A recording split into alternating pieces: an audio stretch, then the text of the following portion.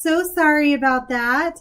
Not sure what happened, but we're all now worried that maybe we were too boring, so everyone's prepared a musical number for your enjoyment.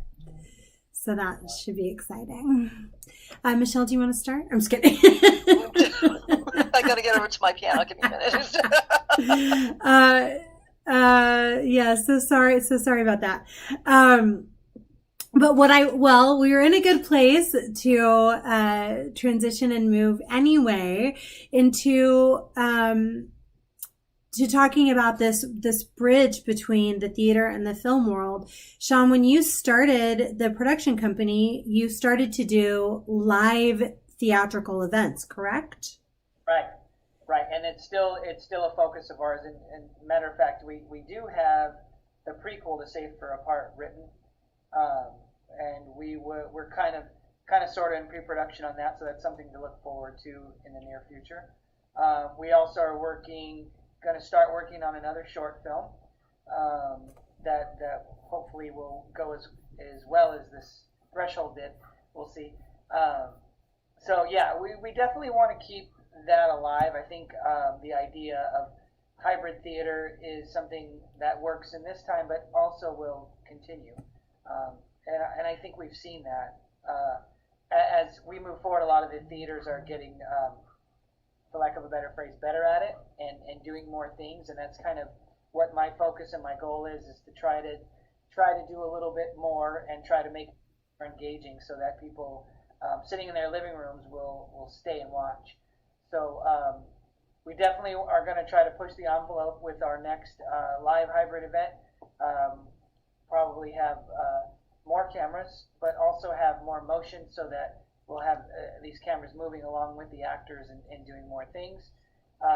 So I'm really excited about that, and it's been a really quick, steep learning curve for me because, when we're doing these things, my production crew consists of me learning stuff.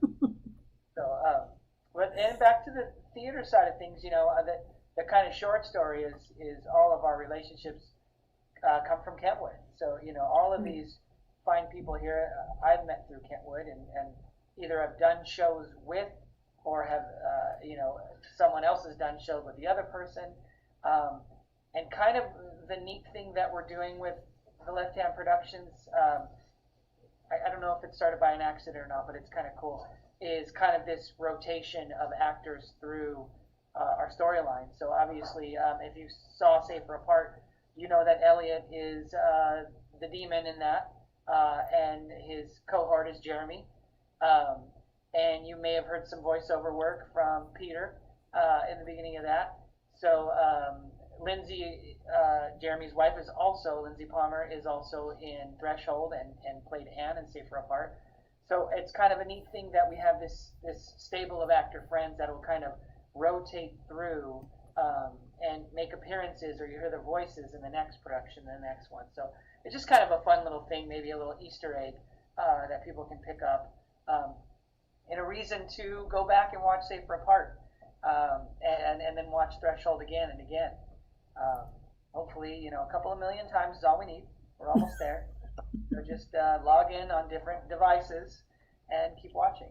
And liking. And subscribing. Yeah. And commenting, and yes. That's what YouTube likes you to do. Well, speaking about watching over and over again, Daniel Kruger said, I've watched Threshold twice now, and it opened last night. So that's pretty impressive. And thoroughly enjoyed it. The entire cast is fantastic. My question is to Sean, were the nurses wearing white shoes? I couldn't tell. Yes, they were wearing white shoes. So that's so fun. And when we did costumes, I asked the nuns to if they had shoes that would match, and they did. They had their stage shoes that were black, and keeping production costs down, I thought that'll be fine. They're pretty close, and that'll work. And then I thought about it and agonized over it, and it drove me nuts. So I bought the white shoes. And if you watch closely, the white shoes make an appearance for maybe a tenth of a second. But if you see them, they are white, and it made me very happy, and it was worth it. I'm just showing the poster, and they are white shoes in the poster. Oh, they made it to the poster. That's good. There you So go. we have evidence. Daniel can sleep well tonight. The little things we agonize over. Right. I mean, it's the stickler for showing people's feet. He'll do a take over and over and over again, trying not to show somebody's feet. At one point, that was one of our last shots. He kept trying to do this moving shot. It's not a simple shot. It was a tracking shot around a corner and framing a character in a certain way that's important, that they look a certain way. And he wanted that character to appear taller, so we had him on not a real apple box, but whatever our approximation was of an apple box. But Lefty couldn't frame the box out, and we did it over and over and over, and that was all he had to get right. And he couldn't frame the box out. So finally, he's just like, you know what? Let's just take the box out. And he did it once. And he was like, no, I actually like that better. And so that's what's in the film. But that happened. That's how you learn. Yeah. That's how you learn. Yeah. So I guess what I'm asking, what my real question is, if I can actually verbalize, this is moving into film world. This is no longer this weird theater film hybrid. Do all of you have experience in film, and how was this different in the COVID arena? Good. We were people. I mean, the entire crew was Sean and Jeremy. Yeah. Sounds like. Like with Safer Apart, in writing it, it was saw the opportunity to keep it. It consists the first half is a video chat, and the second half takes place primarily on opposite sides of a door with a doorbell camera, and Lefty very cleverly utilized several different cameras as well as handheld sound, stuff like that. So in writing it and showing it to him, it was clear that we could do it predominantly COVID safe, because it would never require more than, I think we had 3 people together, but they were outside, for the most. And so, it was all obviously just going to be a very lean thing. And Lefty was very adept at spreading it out. He shot it in parts with the people in the video chat, well ahead. And then we took one day plus an extra hour that we had to come back for reshoots for the 3 or 4 people, for that larger group shot.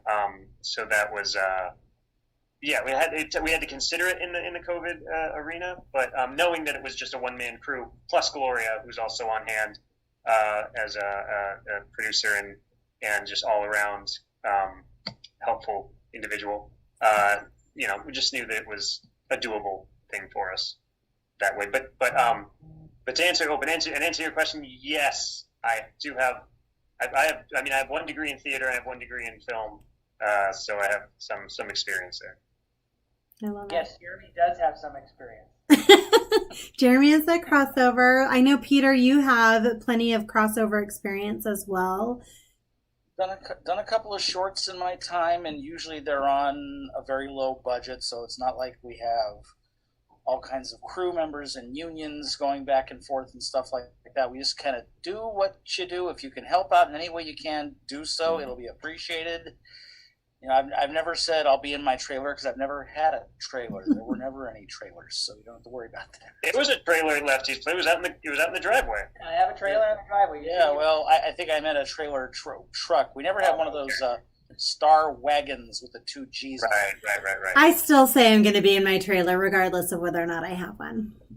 I think, that the COVID side of it, actually, I see how a lot of these productions struggle, and it's a challenge. But again, Jeremy reworked this script a little bit. He didn't really need to have too much because of the way it was. But even when Elliot and Michelle filmed their scene, Michelle was here, but I had her in the garage on her set, and I shot everything inside with Elliot while she was in there. And when I switched, I was in there and I was masked, and I had just gotten a COVID test and did all the protocol that we've learned that we did. But the actors were always separated. There's really only one shot in the whole thing, minus Michelle, where everybody's in the house at the same time, and that's the reveal at the end. But we were very conscious of that, and being as safe as we possibly can, because the last thing we want to do is put anybody in a predicament. We're trying to make art and be fulfilled and have fun, but not at the expense of anybody's health or safety. Of course. And again, because I live here, I can control the environment, and I don't want to put my own family at risk. So it was kind of easy, I think, for me to keep it safe. Absolutely. But again, the script allowed for it. Even when they were here, they're outside the door and Elliot's inside the door. So things are really happening, where they were happening. So they would have been exposed just as much in real life. And the story does take place within the pandemic, like it is in a mid-pandemic world that the story takes place in. And we contemplated, so we could have feasibly even had characters in masks. Didn't feel like that was necessary given the limited amount of exposure that we were having. But that's that's part of the story as well. Like that's kind of going on in the midst of. That's helpful. That's helpful to have that setting. Yeah. Ellie and I just had a conversation just a few hours ago about his take on theater and film, and the difference, and how doing this kind of changed his way of thinking, right? Well, and that's what I was wondering, Elliot, is how much do you have? I know you have a good amount of theater experience. Do you have film experience as well? What's a film experience? No, I do not have any film Really? experience whatsoever. What do you do now? Well, now I do, that I didn't before. Well, what were you saying about your thoughts about film as opposed to theater? So when I first started doing theater, I used to think film is cheating because it's, you can do as many as you want without having to keep going. And now it's just like, film is like almost as hard. It's basically like hard in different ways, but they're both the same amount of difficulty, I guess. They're both really hard to do. What did you find most challenging doing film as opposed to doing theater? There's kind of no build-up because you have to do shots on like separate times, and it can be on separate days too. So it's just like you kind of just gotta snap into it and do it. Reminded of the line, "I'm not an actor, I'm a movie star." We had a funny conversation just about the connection of film and theater. Our one of my friends, one of my oldest friends, we were Zooming with on like a double date, and she had seen the play that Lindsay and I did, the 3 Syllables of Shame. She had watched that, and she was like, I was so impressed that you guys, because we shot that all in one long take, like a 10-minute take, is how we shot that play, but in that one continuous take. And she was like, that was really cool the way you guys did it all in one take. And we're like, thank you. But also it's like, but that's also what we would have done if we were doing it on stage. Right. We wouldn't have broken it up into different takes. That's what theater is. It's one long take that you don't get to stop and do over and over again. Which, as opposed to, like Ellie says, as opposed to this, where sometimes the challenge is the repetitiveness of it, of trying to keep it fresh when you've done it 10, 12 times, or more over and over again. So yeah, that definitely, and like you said, if you have a sequence, which Elliot definitely had to do this time, and you never, you hear people who like their first day on set is a love scene with an actor they've never met before. Elliot hasn't had this problem, but but you never know how film's going to throw that kind of stuff at you. Right. Well, we did exactly that. One of the, not the first thing he shot, but one of the first big scenes we did was the climax scene. So Elliot had that with no actors here. Hadn't even formally met Peter yet, I don't think. And we had our Zoom rehearsal, but and I asked a lot out of him for that scene. I mean, again, it is the climax. If you watch that scene, you'll know what I'm talking about. But when you're acting on set, it's kind of like, hey, cry. We don't have a lot of time. Time is money. Let's go. And in theater, you get that luxury, and what makes it so amazing that to live in that world and build those things up, and you're living that life on stage. So when you're upset, you're truly upset because of the things that have happened or your backstory. Sometimes in theater, in film, it's just like, all right, lunch is over. All right, we need the big scene, so you need to be angry and spit and do all those things and cry, and I need it to be raw. And okay, let's do it 20 more times because I need to get the over-the-shoulder shot and the close-up. So the challenges are different, but unique in the same. I try to come from a theater mindset because I think we all love theater so much. I know I do. Of trying to give those actors that ability to build that world as they see fit. And again, for me, I know what I wanted for the look of the film and the pacing of the film. But I try really hard not. I think I was good at doing this, not telling you do it like this. I want it like that, but maybe try this or try that. And that is the luxury too, as the director, to have all these pieces that I can now play with. Because we edited it together as well, which is also not easy to do. Yeah, I did edit it, and it's editing is hard. Well, that's where the movie's actually made. Yeah, I had a final version of Threshold 20 times, I think. Right. I finally had a final version of Threshold, because I would go back and watch it and see little things I wanted to tweak, and even now I would probably tweak. But there's a time to stop, and there's also money involved. We were able, I think, to put together a quality piece of artwork for very little money, and I think we were able to achieve things that people spend a lot of money on. Going back into the past with rudimentary items, but I think that it's a quality piece, and Jeremy wrote something that was fun and exciting and scary and easy to envision for me, and therefore I think it worked out really well, and everybody did a really good job. They really did. Yeah. And I tried my best to capture those scenes and those moments the right way, so that I didn't have them here all day going, can we do it again because I didn't push the button, or I screwed this up. Now, I did do those things. Well, it's a process learning the way, and I mean, especially when you're coming from a very different background and forced into this given where we are, even though I'm sure it's an exciting result.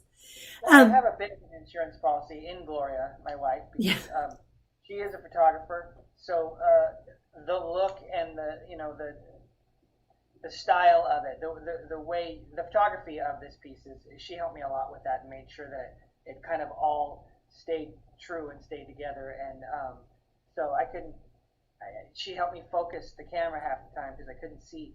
But she was a huge part of it. And yeah, she's a producer on this piece, but she did a lot more than that. She actually made the nun costumes. She made the pieces for the nun costumes. Oh. She did the poster artwork. She did the photography, obviously, because she always does. And she's done the movie posters for both of our pieces that we've done. So she does a lot. And she's my wife, and she lives with these two. Yeah, she lets us have chickens and goats too. So. Yeah, she's pretty cool. She is pretty cool. Yeah. I think this kind of experience makes us really appreciate all of and I'll say all of these experiences definitely have me appreciating all the roles and hands that go into collaborating to make a stage production or a film production. It takes a lot of moving parts, and I am super appreciative. Even when you're talking about focusing and script supervising, essentially continuity and all of that. I mean, these are things that we really do need multiple people because it's a lot of hats for one person to wear. But Michelle, we didn't get to you. Do you have a lot of film experience as well? Or where did this fall in your... Right. Just a couple of short things as well. There was a 20-minute indie film I had done years ago. I mean, it's been a while since I've been at Kentwood. It's really only been acting at Kentwood. I've got a full-time job working for the Girl Scouts Greater Los Angeles, so those girls keep me busy. And I had to put the film on hold for a while. So this was a nice change of pace and just a great group of people. Yeah, I love that. Without giving and this may be a spoiler, I'm not sure how to say this, and you don't have to reveal your secrets, but Daniel would like to know, how did Elliot float? That was awesome. And if you just want to say magic, we'll take that answer. I will give you a hint. It has something to do with goats. I mean, it probably does, but that was the aftermath of it, so haha, no hint. Jeremy, what do you think? Does it ruin the magic if we talk about that, or Be like a DVD commentary. yeah? Well, that's what I joked. This is what it was going to be like. It was your mechanism, so I'll let you decide. That's all right with me.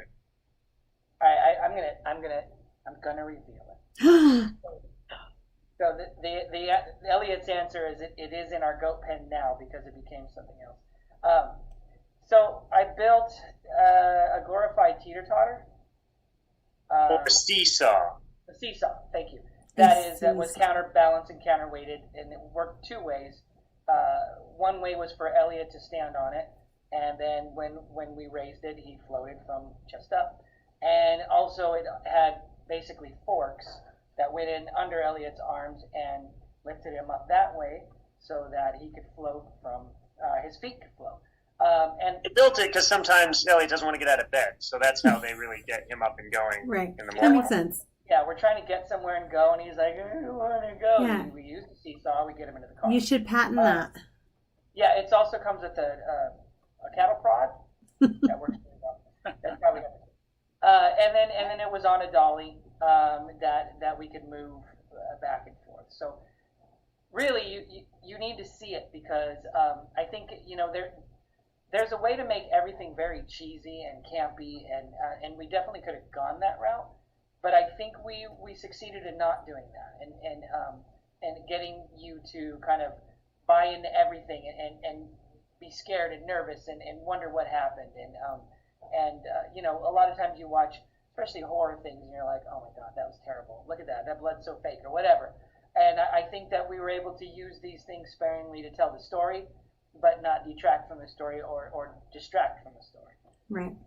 The thing I thought was impressive when I saw how Lefty cut it together is that you don't actually see Elliot float entirely. You see pieces. It's akin to, this is a lofty comparison, but it's like how in Psycho you never actually see the knife stab into Vivian Lee's body.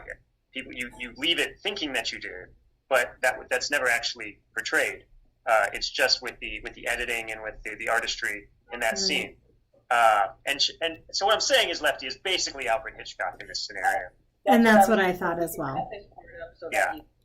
Right. He was in Psycho? Charlotte O'Hara is Psycho. I didn't know that. Okay. I said Vivian Lee, whoever. I mean, Janet Lee. Thank you. Yeah, Janet Lee. The important part is I'm Hitchcock. That's all we need. That's to the That's all we takeaway. need. That's the takeaway. I have the build for Hitchcock. I want. And the That's voice. true. And the voice. There's the impression. I'm and I'm bold and I've got the whole thing. Go on, Miss Claudia. No, by all means. Just need a glass of wine. So, I want to give a shout out really quickly to my dear David Track who's watching. I love you. I'm in love with you. Let's have a baby. But also, Elliot, you brought up such a great point about the challenges and the rewards from between film and television. And we have had this conversation on here a few times because we've entered into this pandemic world and we don't know when we're coming back from theater, and we'll have been off of theater. And we're coming on a week from when we all shut down and we didn't get to open Vanya for Kentwood Players. So when we're coming back, has too much time passed? And do we just stick with this film world? Now we've all been doing it for a year, or do we come back live and on stage? And if so, why? Both. Yeah. Both. Obviously, we've been living in both. So yeah, why? Why both? I'll be really quick. We meet with each other on Zoom constantly. We have, Zoom parties and Zoom meetings, and I've seen Michelle on screen 100 times since we shut down, and Jeremy as well, and Peter as well, and you.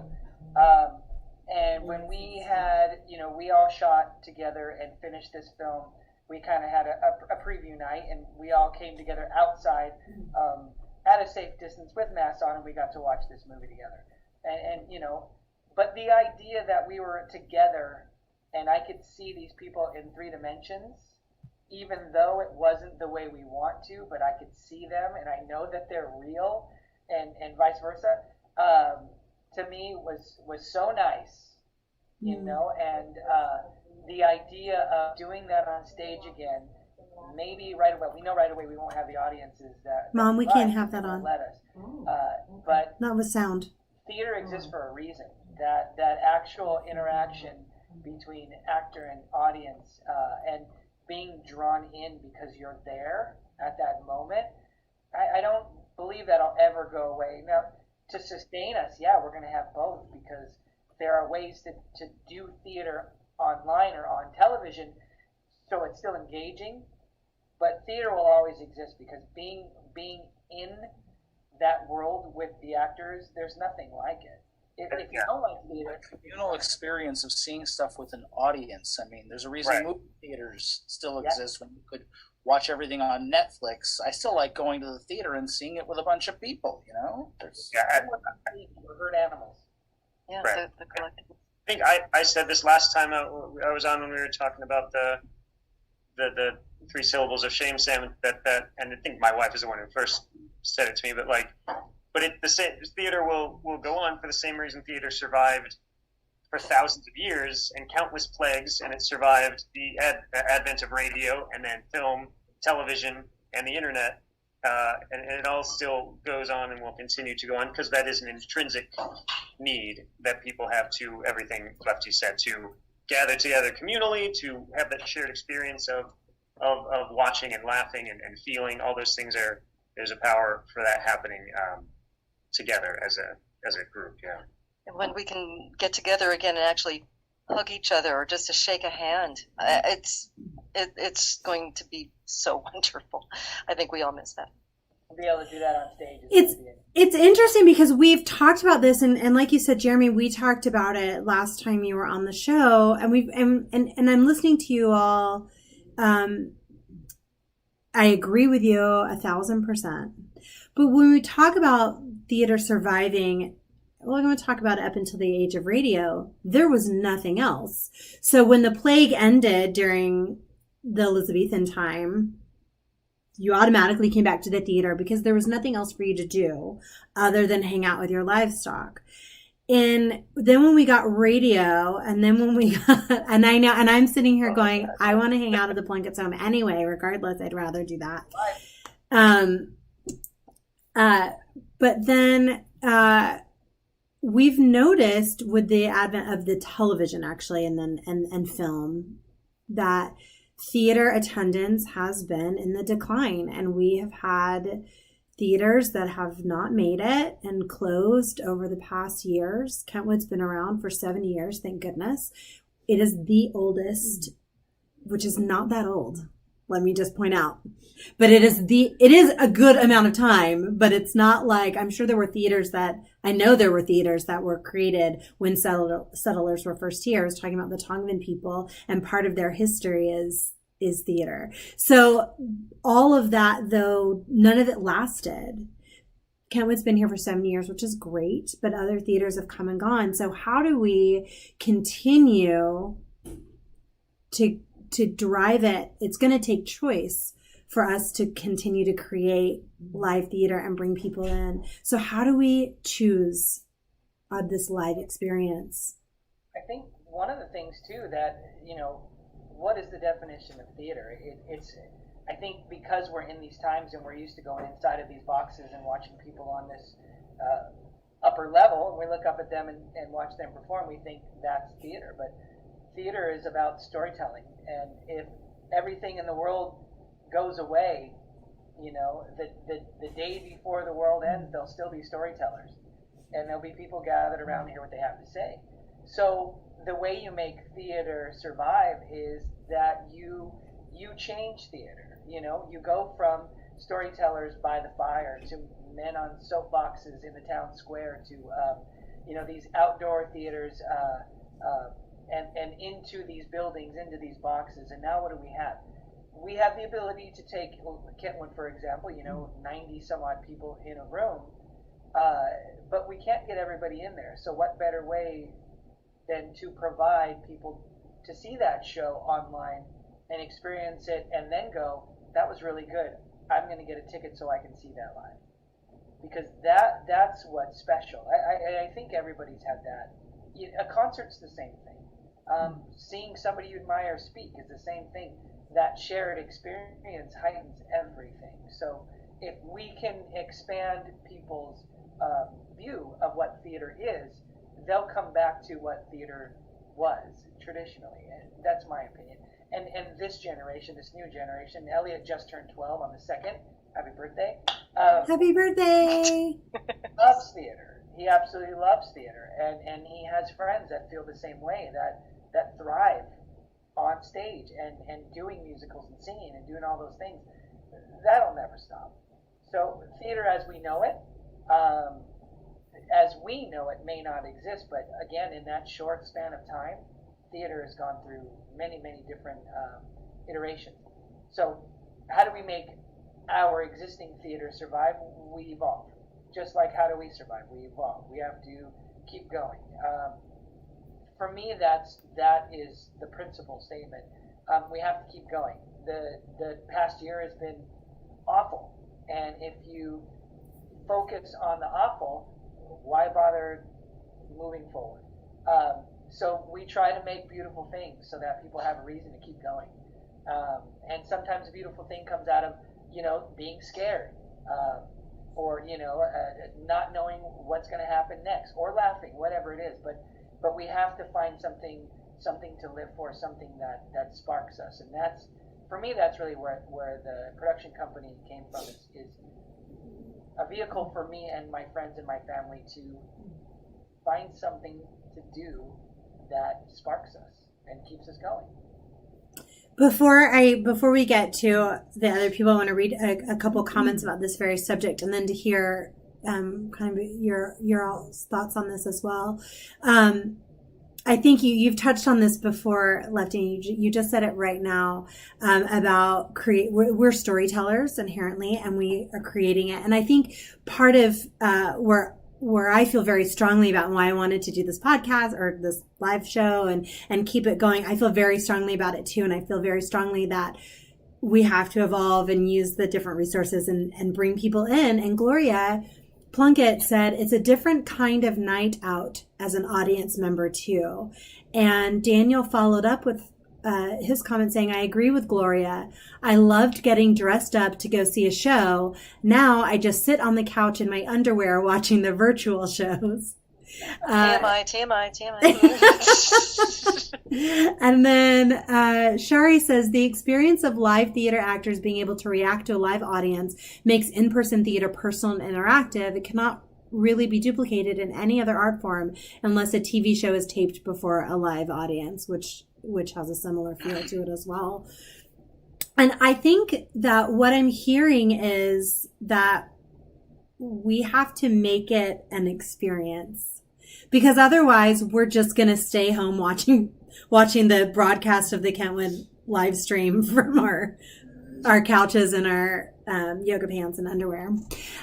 So what are some things, and I want to actually go to the actors that are in the film and also have done the theater. So Elliot, Peter, and Michelle, what are some things that you find so rewarding from theater that cannot be duplicated or were not duplicated in this film process?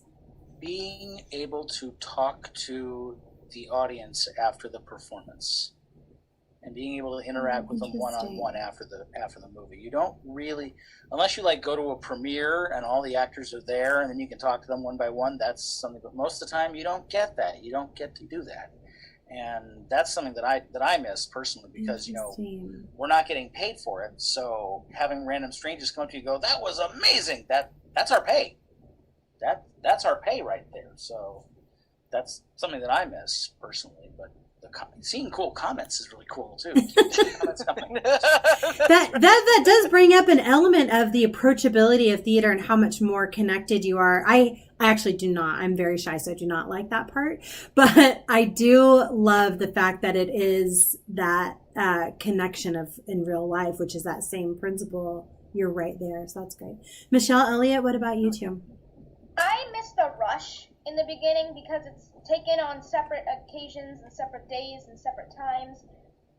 And it's like, when you're about to start a show, you get this rush where it's like, oh shoot, we're about to do something. Like, and it's going to take like 2 hours to do as well. And it's just going to be like, if you make a big mess up, then something really bad can happen. And then it's just like, as soon as you get on, it's just way more fun. But with film, it's just split up, so it's like you don't get as much of a rush. You're just like, oh, okay, we're gonna do this scene today and then this one. It's too organized, I guess. Yeah, he likes the chaos. I love that. I do love that feeling, that adrenaline feeling right before the curtain rises, if you will. I think a lot of people do, which might be why the TV networks were doing all those live shows for a while, like Grease and Christmas Story and all that stuff. They were doing them live. There is definitely a rush to that. You're right. Yeah. For me, it's audience reaction and human touch. Can't replicate that with the computer. But the audience reaction, when you can hear somebody laughing in the theater, you hear somebody, gasping, and there's nothing. That's just great. Nothing better. That brings it to life. I have to say, I completely agree. Just even though we're still in that moment, hearing that people are with you, there's just nothing that is like that. We are going to wrap up, so I'm going to ask some of these questions about specifically theater. I know that we're here to plug your film. Before I get to that, Sean, please tell us where we can watch Threshold. Threshold, you can go to YouTube. You can type in the Left Hand Productions, and that will bring up our YouTube page, and click on that, and right on the front of that page is Threshold. And please watch it. Please subscribe to our channel. And please give it a thumbs up, because we will be doing more as soon as we can. And feel free to share it if you're on social media.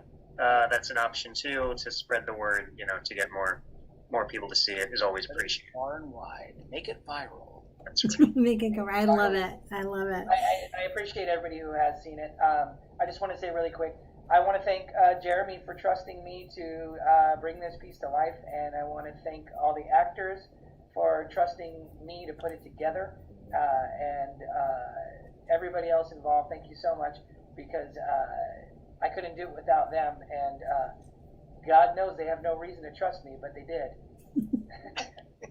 Well, honestly, I had been following you anywhere, so. I have to say, and actually, Sean, is that what happened? You blow in her ear, she'll follow you. I have to say, I keep showing this poster every time we talk about it. I'm going to put this back up here. And just that, I cannot wait. Like, just the poster has me so intrigued and excited. And they couldn't be part of it, but Courtney Schaefer and my wife Lindsay, of course, also appear in the film as you see. The two other nurses on there. Yes. So this question actually is for Jeremy. I know I said we're wrapping up, but I have one more question from the audience. This question is for Jeremy. Are there plans to continue the story that was begun in Threshold? She wants to know what happens next. I have no idea, because currently, no, there's not. That could happen. Haven't devoted any thought to that though, because it was just like I said, woke up with a thought of it one day a few years ago, and Lefty and I made it, and neither of us asked each other that question till right now. So who knows? We'll see. Depends if the star decides to cop an attitude and become difficult to work with or something like that, because if that happens, this whole thing's over. Puberty is back, for sure. Well, I will say, having worked with our star performer, I think he'll maintain his grounding. He's pretty good. On what did you guys do together? What was that about? Oh, this is a little tiny musical. Yeah, I'm sure no one saw it. Well, the audience is requesting more episodes, so if you all could get to work as soon as we wrap up here, that'd be great. Jeremy will just start writing. If we need some ideas, we'll throw them your way. Before we log off, we always like to ask everybody, and if you've been on here multiple times, you've probably already shared multiple stories, so come up with something else. This is why you don't have to choose between your favorite children. You can just come on the show lots of times and talk about all your stories. So we want to hear, what is your favorite theatrical experience? And it can be something you were involved in. It can also be something you witnessed. So just an experience you've had in the theater. What's your favorite Reader's Digest version of this experience? Because there's 5 of you. That's tough. I've got a couple. I know. It's like, and it's fine if you don't have anything specific. It's like choosing between children. I know. It's awful.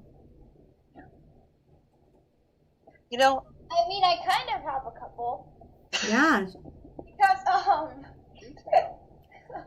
I have, well, I mean, Pippin was awesome, and, I mean, all of the shows that I've done were awesome, but Pippin and the one at Little Fish were great, and so was The Giver. Everything that I've done was awesome.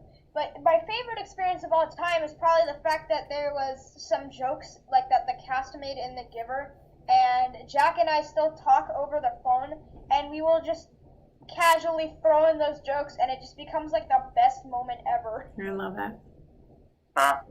One just occurred to me just because in honor of a very dear friend who passed away recently. There was a sketch in a sketch comedy show that I wrote. It wasn't a performing. It was a sketch comedy bit about this actress who had Parkinson's disease and had multiple brain surgeries. So she spoke very slowly, naturally.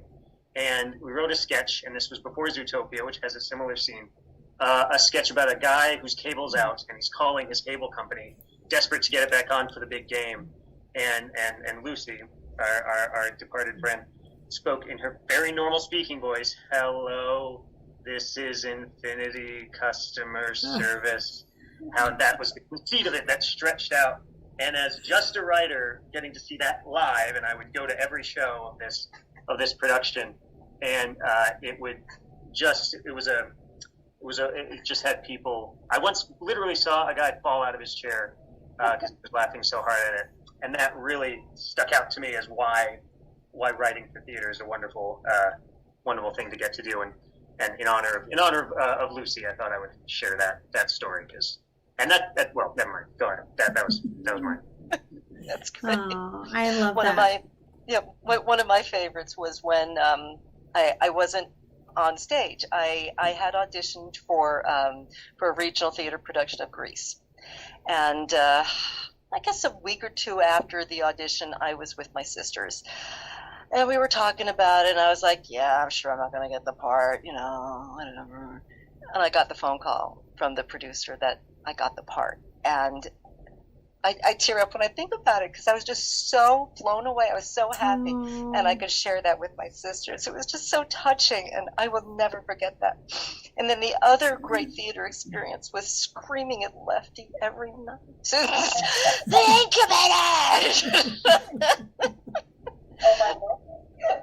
No, I don't have. We were in our town together. Like, he was Mr. Webb and I was Mrs. Webb, and yeah, that was fun. I love that. Yeah, does anyone remember when literally everyone just destroyed I put like some crackers that I got for like Christmas that were like drizzled in like chocolate frosting or something with sprinkles in them in the snack area, and we were just like chilling one day, and they were just gone the next day, and I was like, I got literally one. I can't wait. Snooze, you lose. Don't bring food to the theater if you're hoping lose. to eat some yourself. Man. We're starving Actors are hungry. actors. That's right. Yeah, there was one. I was mine. I think was when I was in Young Frankenstein at Kentwood. I played Inspector Kemp, And we were, of course, going out into the lobby and chatting with people in costume. As I said, that's our pay. We get to mingle with the audience and hear them talk about how great we were. But people were posing for pictures with all of us. And one guy actually said something that made me kind of cock my head. He said it was like being at Disneyland. Oh. Favorite characters from the movie come to life, and he gets to interact with them. It's like, that's really cool. Yeah. You just reminded me of something. I used to do a Christmas Carol every year, and at the end, there are very few shows that you're allowed to wear your costume in the lobby when you're doing union stuff. And at the end, we're able to do that, but you have to stay in character. And it was really fun to watch the kids come out, especially, and see. I forgot about that. Like, there's something special for the audience. Oh, that's great. Sean, do you have one? I have, thousands.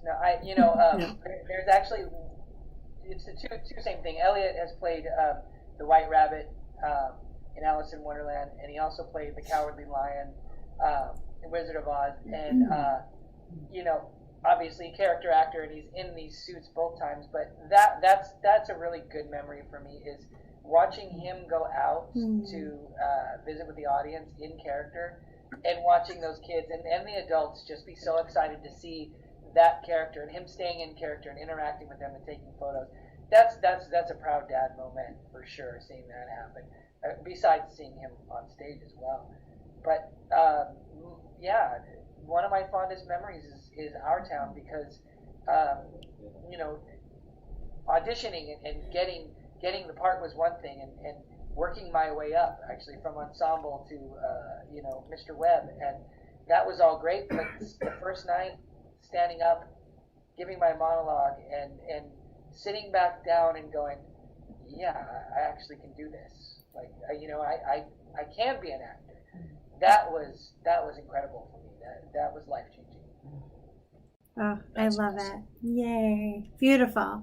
Well, thank you all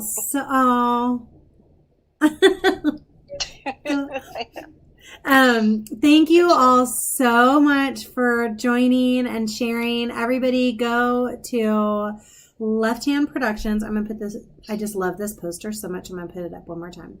Go to Left Hand Productions on YouTube. Click on Threshold. Watch it a number of times. Like, comment. Also join Shari's campaign for more episodes of it. She wants more. I want more. We all want more. So make sure and do that. And the more likes and comments and subscribes that they get, the more likely the chances we get another one. The best we can do is a reboot. I love it. So share. Yay. Thank you all for joining us tonight, and we will see you next Sunday.